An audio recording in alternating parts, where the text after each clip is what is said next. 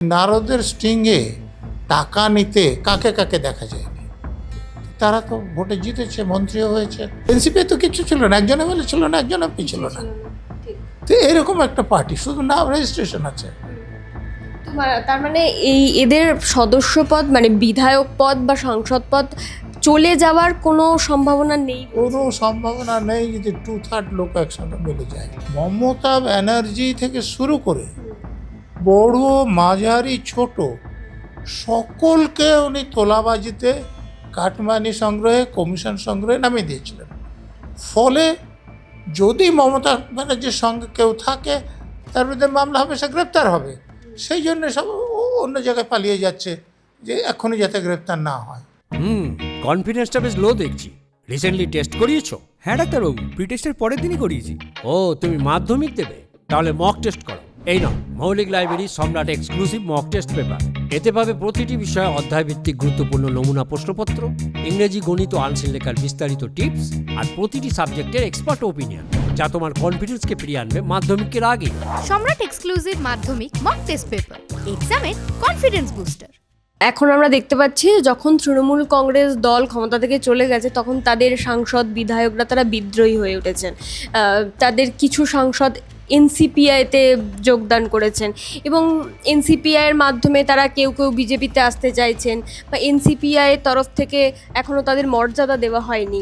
বা এই যে তাদের মানে দল বিরোধী যে আইন, দল ত্যাগ বিরোধী আইন, সেই আইন কি বলছে? এনাদের সদস্যপদ খারিজ হয়ে যাওয়ার সম্ভাবনা কতটা রয়েছে বা কি হতে পারে এদের সাথে? দেখুন, আপনি যে অ্যান্টি ডিফেকশন আইনের কথা বলছেন, সে আইনে বলা আছে যে ধরুন 3 জন এমএলএ, তার মধ্যে 2 জন চলে যায়, 2/3 কথাটা বলা আছে। তো তাহলে সেখানে আইন প্রযুক্ত হবে না। তো এখানে তো 80 জন এমএলএ ছিল, তার মধ্যে 2/3 কি, তার থেকেও বেশি লোক চলে গিয়েছে, তো ও আইন প্রযোজ্য হবে না। আর এমএলএরা ছিল কজন আপনি দেখুন, তো তাদের 2/3 বেশি চলে গিয়েছে, কী করে প্রযোজ্য হবে? ও আইন প্রযোজ্য হবে না। কিন্তু যদি এনসিপিআই তরফ থেকে তাদের মর্যাদা দেওয়া না হয় তাহলেও কি? এনসিপিআই তাদের কী মর্যাদা দেবে সেটা বলুন। তারা তৃণমূলের থেকে ইলেক্টেড হয়েছে, তারপরে এনসিপিআই তাদেরকে পার্টিতে নিয়ে যায়, আর কী মর্যাদা দেবে সেটা বলুন। আমি তো বুঝছি না আর কী মর্যাদা দেবে। এনসিপিআই তো কিছু ছিল না, একজন এমএলএ ছিল না, একজন এমপি ছিল না। তো এরকম একটা পার্টি, শুধু নাম রেজিস্ট্রেশন আছে। তো তার মানে এদের সদস্যপদ মানে বিধায়ক পদ বা সাংসদ পদ চলে যাওয়ার কোনো সম্ভাবনা নেই। কোনো সম্ভাবনা নেই যদি 2/3 লোক একসঙ্গে মিলে যায়। 2/3 কম গেলে তখন যেতে পারত। কিন্তু এখন তৃণমূল কংগ্রেসের তরফ থেকে এই সাংসদদের সংসদ পদ যাতে খারিজ হয় তার জন্য তো মামলাও করা হয়েছে, সেক্ষেত্রে কি হতে পারে? দেখুন, সে মামলার একটা রায় হবে। তা আমি যতটুকু বুঝি আইন, তাতে কিছু হবে না। আচ্ছা, কিন্তু এনাদের অনেকেই তো আবার শোনা যাচ্ছে কল্যাণ বন্দ্যোপাধ্যায় বলছেন যেটা, যে কিছু ঘটতে পারে আগামী দিনে, বা সৌগত রায় বলছেন অনেকেই চলে আসতে পারে। তাহলে এই যে মানে যারা চলে গেছেন তারা আবার ফিরে আসতে চাইছেন, কিসের ভয়? আপনি তো অদ্ভুত প্রশ্ন করছেন।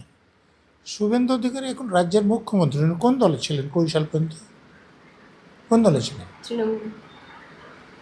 তাহলে আপনি এরকম প্রশ্ন করছেন।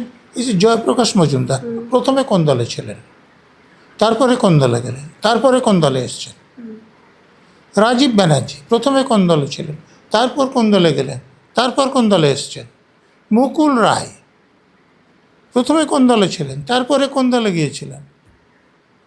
তা আমাদের এখানে রাজনীতিবিদদের কোনো নৈতিকতা নেই। মানে এটা সদস্যপদ বাঁচানোর জন্য নয়, এটা তাদের নৈতিকতার উপরেই নির্ভর করছে।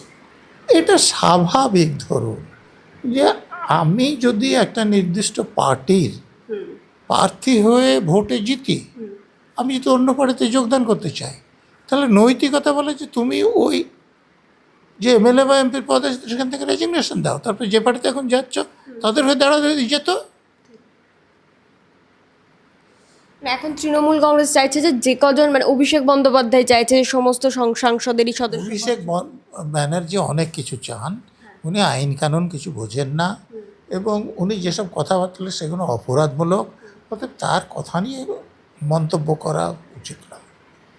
শেষমেশ কি মনে হয় তৃণমূল কংগ্রেস মানে এই যে ভালো তৃণমূল বা মমতা বন্দ্যোপাধ্যায়ের তৃণমূল বলে কি কিছু তৃণমূলের আবার ভালো বলে কিছু আছে? ভালো তৃণমূল হলে এদের এই অবস্থা হতো কেন? মমতা ব্যানার্জি থেকে শুরু করে বড় মাঝারি ছোট সকলকে উনি তোলাবাজিতে, কাটমানি সংগ্রহে, কমিশন সংগ্রহে নামিয়ে দিয়েছিলেন। ফলে যদি মমতা ব্যানার্জির সঙ্গে কেউ থাকে তার বিরুদ্ধে মামলা হবে, সে গ্রেপ্তার হবে। সেই জন্য সব অন্য জায়গায় পালিয়ে যাচ্ছে যে এখনই যাতে গ্রেপ্তার না হয়। মানে এরা প্রত্যেকেই ভয়ে এই সিদ্ধান্ত নিচ্ছে যারা এমএলএ রয়েছে বা হ্যাঁ, আপনি দেখুন না, মদন মিত্রের বাড়িতে কেন্দ্রীয় তদন্তকারী সংস্থার লোক হলো, মদন মিত্র চলে গেল। উপর থেকে উপরে চলে আসলেন। তারপরে কি হয়েছে সেটা আপনারা আলোচনা করতে পারেন, কিন্তু আপনি দেখুন না, ফিরহাদ হাকিমের নাম দেখে মুখ্যমন্ত্রী বিধানসভায় কি বললেন, যে ওই যে অত লোক মারা গিয়েছে ওই প্ল্যানে তার কোনো স্ট্রাকচারাল ক্যালকুলেশনই নাই। অফিসাররা সই করেছেন, ফিরহাদ হাকিম সই করেছেন। ফিরহাদ হাকিমকে গ্রেপ্তার করা হয়েছে? হয়নি কেন?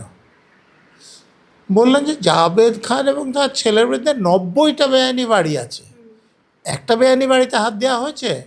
হয়নি কেন? জাভেদ খান এখন হয়নি কেন? তো আপনারা এটা যদি না বুঝতে চান তাহলে আমি কি করে বোঝাবো আপনাকে? এবং এই যে ভালো তৃণমূল এবং মানে ঋতব্রত বন্দ্যোপাধ্যায়ের তৃণমূল এবং কালীঘাটের তৃণমূল, তৃণমূলে ভালো বলে কিছু নাই। আমি মমতা ব্যানার্জি সমেত বলছি, মমতা ব্যানার্জির মতো দুর্নীতিপরায়ণ রাজনীতিবিদ আমি আমার জীবনে দেখিনি। তো আগামী দিনে যখন স্যার নির্বাচন হবে, যে কোনো তো একটা মানে তৃণমূল কংগ্রেস নামে তো একটাই দল থাকবে, সেক্ষেত্রে তারা নির্বাচন কমিশনের কাছে মমতা বন্দ্যোপাধ্যায় তাদেরকে ডাকা হয়েছিল, তারা তাদের মতন যুক্তি দিয়েছে, কিন্তু ঋতব্রত বন্দ্যোপাধ্যায় তৃণমূলকে এখনো পর্যন্ত ডাকা হয়নি বা তাদের যুক্তি শোনা হয়নি। সেক্ষেত্রে এটাও কি এর পিছনে অন্য রাজনীতি রয়েছে? কি মনে হয়? দেখুন, শোনা হলো, একটাকে বলে দিলে, তো ভোটে জিতবে কিনা সেটা তো নামের ওপর যতটা না নির্ভর করে সাধারণ মানুষ তাদের উপর কতটা আস্থা রাখছে। আজকাল সেটাতেও নির্ভর করে না কোন পার্টি তাদের প্রার্থীর জন্য কত বেশি টাকা ভোটারদের দিতে পারছে। আপনি চিন্তা করুন, নারদের স্ট্রিংয়ে টাকা নিতে কাকে কাকে দেখা যায়নি? তারা তো ভোটে জিতেছে, মন্ত্রীও হয়েছে, তো তাহলে অসুবিধা কোথায়? স্যার আপনি কিছুক্ষণ আগে তোলাবাজির কথা বলছিলেন, তো সেক্ষেত্রে এই তৃণমূলের আমলে ব্যাপক তোলাবাজি হয়েছে, সিন্ডিকেট হয়েছে আমরা দেখেছি। এখন বিজেপি ক্ষমতায় আসার পরে বিজেপির রাজ্য সভাপতি শ্রমিক ভট্টাচার্য তিনি অস্বীকার করছেন না, মানে না যে এখন তোলাবাজি যে হচ্ছে সেটা তিনি প্রকারান্তরে স্বীকার করে নিচ্ছেন।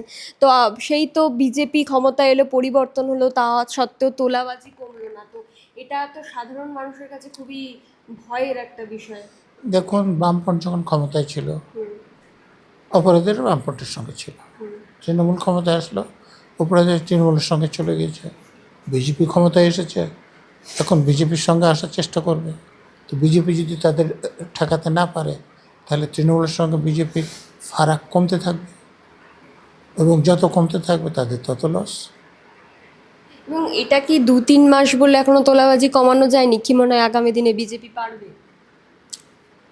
দেখুন, প্রথমত বিজেপি তোলাবাজি বন্ধ করতে চান, বিজেপি নেতারা সত্যিই তোলাবাজি বন্ধ করতে চান, যদি চান তাহলে পারবেন। সেটা আগামী দিনে দেখা যাবে। হ্যাঁ, যদি চান, শাসক দলের নেতারা চাইছেন তোলাবাজি কোনো পার্টি করবে না, পারবেন, কিন্তু চাওয়াটা ঠিক হতে হবে। 2 মাসে তো সেই চাওয়াটা অ্যাপ্লাই করা যেত। 2 মাস যথেষ্ট সময়।